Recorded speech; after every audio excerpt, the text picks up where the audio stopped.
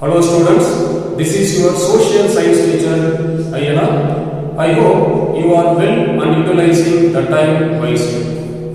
In the previous class, you are learned about economic growth and development and developmental path based on GDP and employment.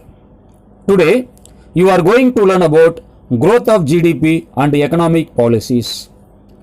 Students, please watch this video very carefully till the end. I am going to ask you a few questions from previous class. Question number 1. Who introduced the concept of Human Development Index? Question number 2. Define Human Development Index. Question number 3. What do you mean by economic growth? Okay, answer for the following. Question number 1. Who introduced the concept of Human Development Index? Mafaf-ul-Haq. Question number 2. Define Human Development Index. Human Development Index, HDI.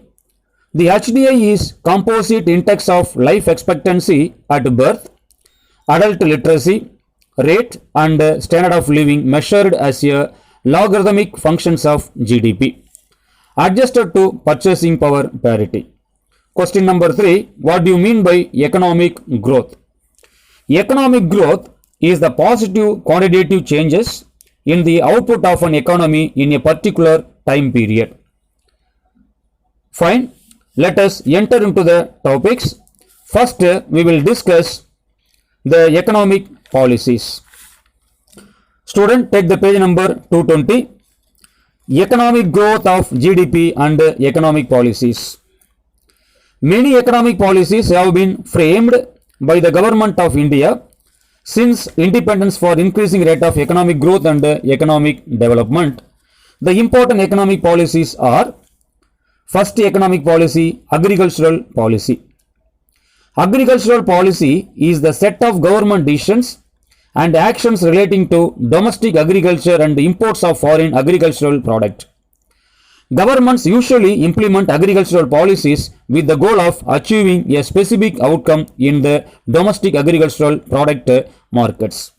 In other words, agricultural policy of a country is mostly designed by the government for raising agricultural production and productivity, and also for raising the level of income and standard of living of farmers within a definite time frame. This policy is formulated all round and comprehensive development of the agricultural sector.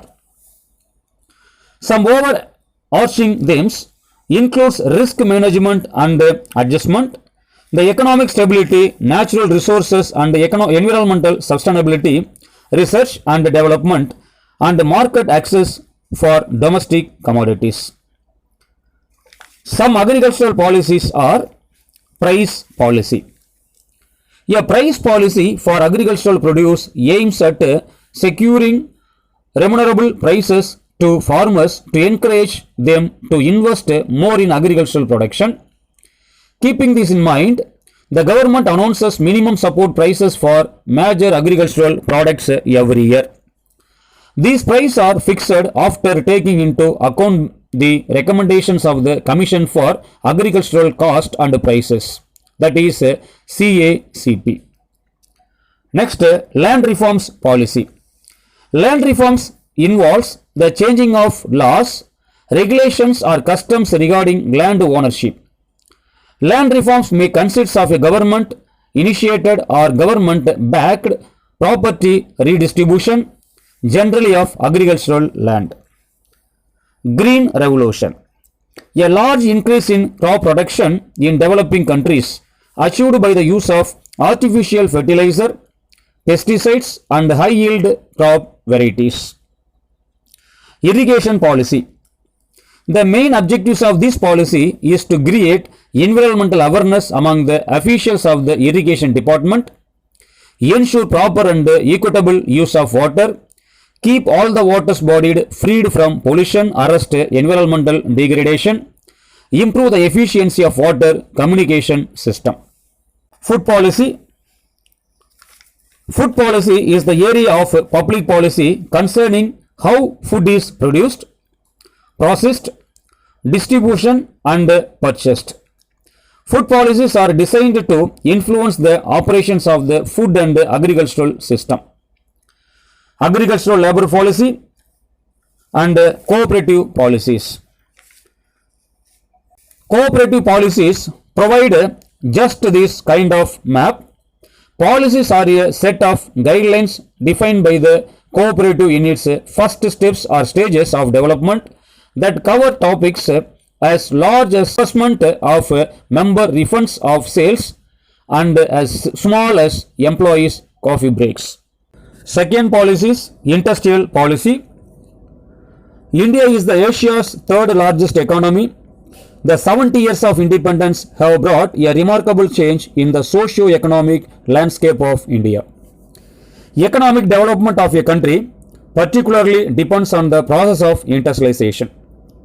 At the time of independence, India inherited a weak and shallow industrial base. Therefore, during the post-independence period, the government of India took special emphasis on the development of a solid industrial base. The Industrial Policy Resolution of 1948 and 1956 clearly stated the need for developing both small-scale and large-scale industries. Industrial development is a very important aspect of any economy. It creates employment, promotes research and development, leads to modernization and ultimately makes the economy self-sufficient. In fact, industrial development even boosts other sectors of the economy like the agricultural sector and the service sectors. It is also closely related to the development of trade. Several industrial policies since 1948. Industrial policy on large-scale industries, example, textile industry policy, sugar industrial policy, price policy of industrial growth, small-scale industrial policy and industrial labor policy. Third, new economic policy. The economy of India had undergone significant policy shift in the beginning of the 1990s. This new model of economic reforms is commonly known as the LPG or liberalization. Liberalization refers to the relaxation of the government restriction usually in the area of social and economic policies. Privatization. It refers to the participations of private entities in business and services and transfer of ownership from public sector to private sector as well. Globalization. Globalization stands for the consolidations of the various economics of the world. The primary objectives of this model was to make the economy of India the fastest developing economy in the globe with capabilities that help in match up with the biggest economics of the world. These economic reforms had influenced the overall economic growth of the country in a significant manner. Some other policies in India. Trade policy. Trade policy refers to the regulation and agreements that control imports and export to foreign countries. Import and export policy, international trade policy, domestic trade policy. There are some important subdivisions of trade policy. Next, employment policy. Employment policy or employees policy and procedure are descriptions of how all employees, regardless of job descriptions or title, are expected to conduct themselves. Employee policies and procedures are typically developed by companies' human resource or HR department and distributed to all employees in the form of a handbook. Next, currency and banking policy.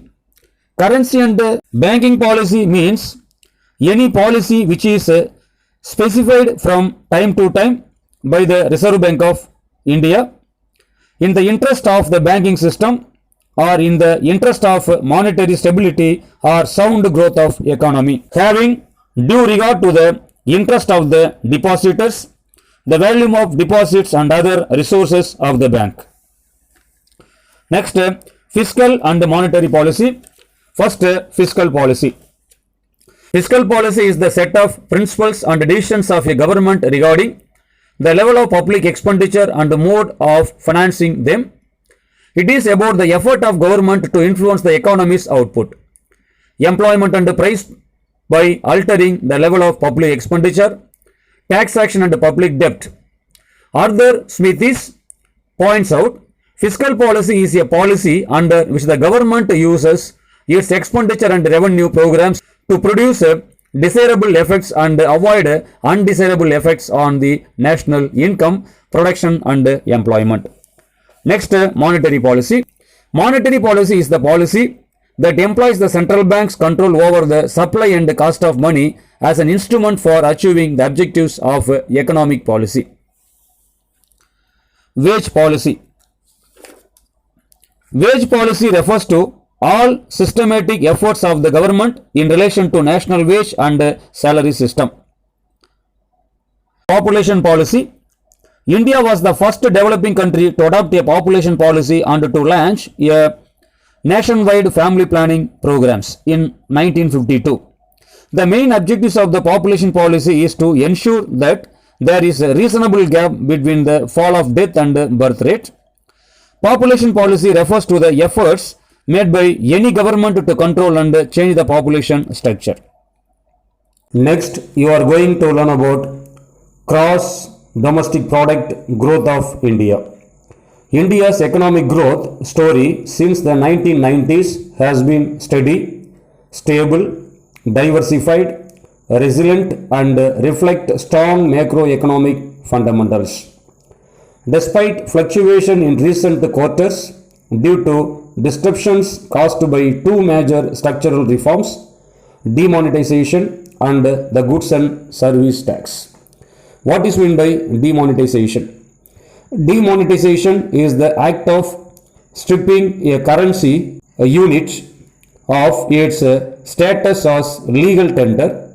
It occurs whenever there is a change of national currency. The current form or the form of money is pulled from circulation and retired, often to be replaced new notes or coins. What is meant by goods and service tax? Goods and service tax or GST is an indirect tax which has replaced many indirect taxes in India. The Goods and Service Tax Act was passed in the Parliament on 29th March 2017. The Act came into effect on 1st July 2017. Goods and Service Tax in India is a comprehensive, multi-stage, destination-based tax that is levied on every value additions. In simple words, goods and service tax is an indirect tax levied on the supply of goods and services. This law has replaced many indirect tax laws that previously existed in India. GST is one indirect tax for the entire country. Under the GST regime, the tax will be levied at the final point of sale. In case of intrastate sales, central GST and state GST will be charged. Interstate sales will be chargeable to integrated GST.